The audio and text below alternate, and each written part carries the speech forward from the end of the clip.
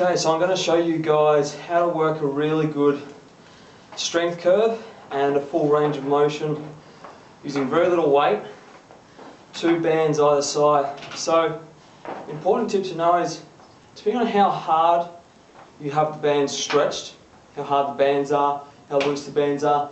So I've got the bands anchored right down the bottom of the bench, so they're quite stretched, about sort of that long. What you can actually do, you could actually put the bands further down lower or make them smaller depending on what machine you're using, and you could actually work just down the bottom here. So down real low to work that weak area where it's hardest to sort of push up and where you're weakest to lower down right down the bottom here. So where I've more got the bands hooked up at the moment is more for working up here. So that top part where you go, oh, you nearly get up, and then you have to push it up. So that's what I've been working on quite a bit here with 2. I actually started with 4 bands each side, had more weight on, about 30 kilos. I've worked my weight down, I've done a lot of reps, a lot of sets. So now what I'm doing, just to fatigue a bit more, I start up here, then I go down the bottom, and then I do full range of motion. So I'll give you a little demonstration. So the idea is to become more explosive in your movements and to have better control, because when you use bands, there's constant tension pulling you down, and you have to recruit more fibres, muscle fibres, to push up.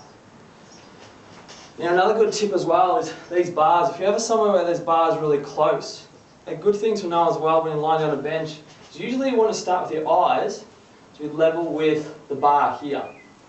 It's always a good tip to know.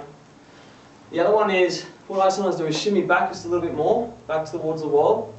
And I put my elbows or my biceps next to the pad here. That way, actually when I go to press, I have a little bit more support and I'm not as weak when I want to lift it off the rack. So just little things like that that help. So sorry for the long video, it won't be too much longer.